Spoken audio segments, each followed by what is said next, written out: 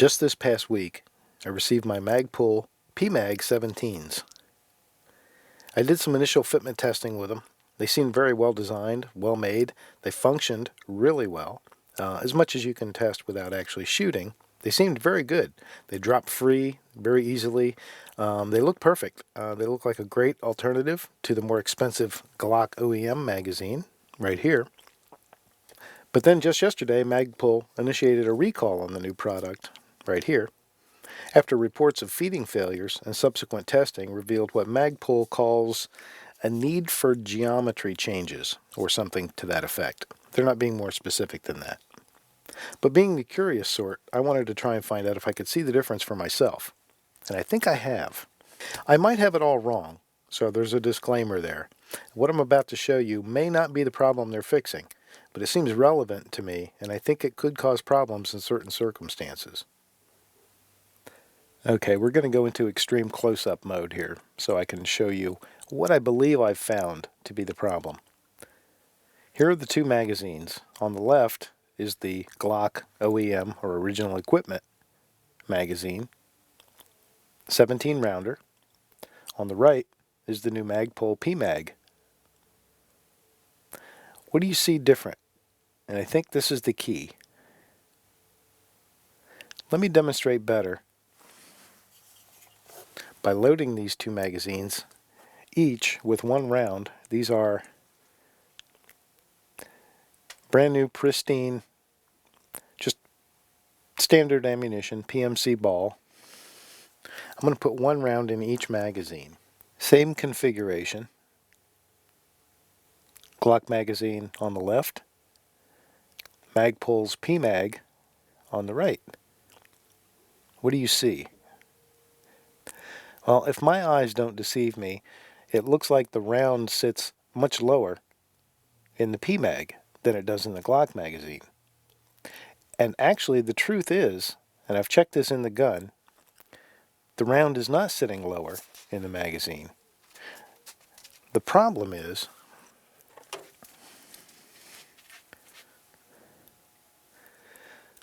this front lip, or front edge, whatever you want to call it,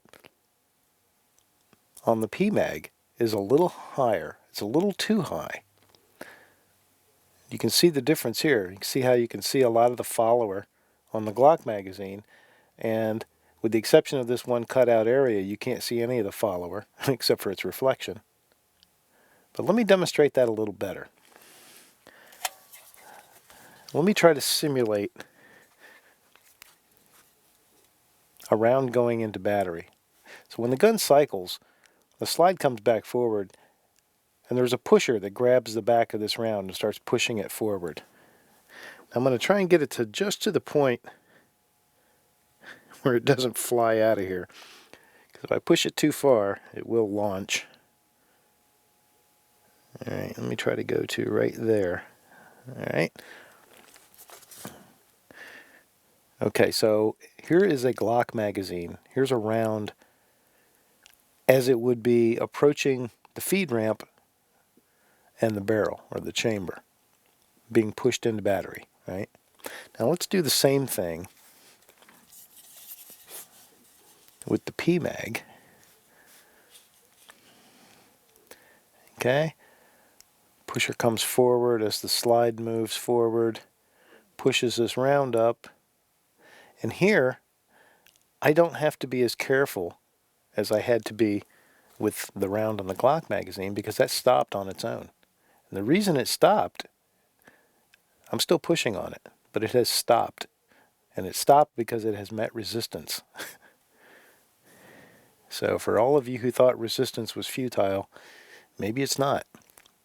The problem is the very edge of that case mouth is impacting or snagging on the polymer front lip of the magazine.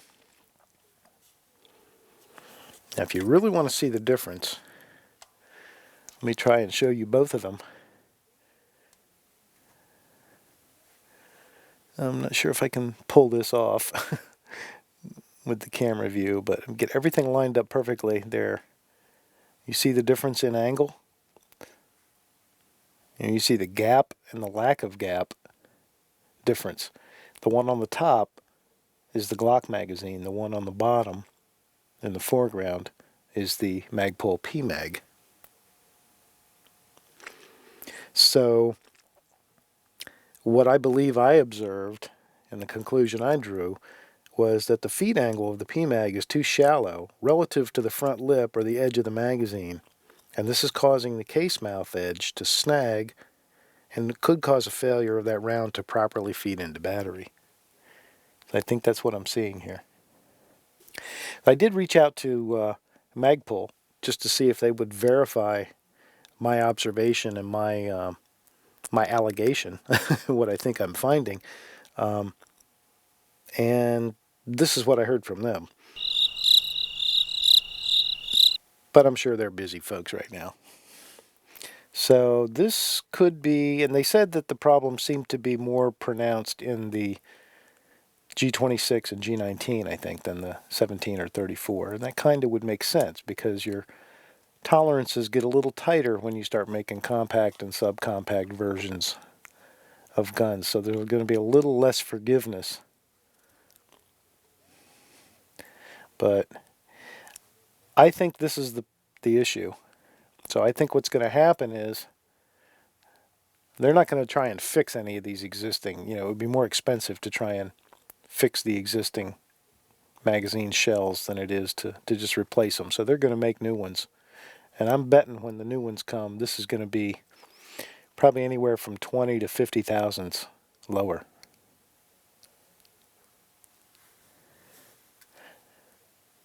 So I don't know. That's what I think it is. What do you think? Let me know in your comments if you disagree, if you think the problem is something other than this.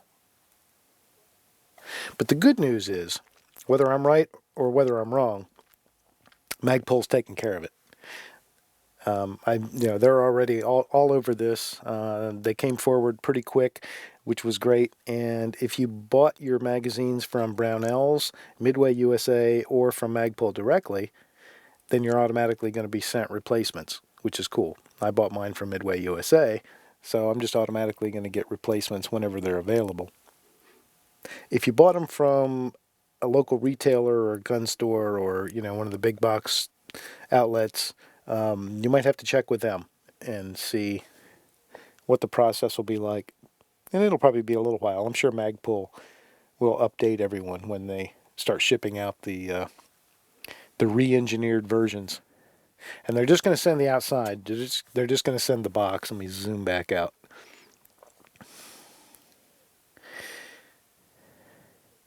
So when they do fix this and they send out the replacements, it's just going to be the outer shell of the magazine, and then you would take your own base plate follower and spring and insert it in there. So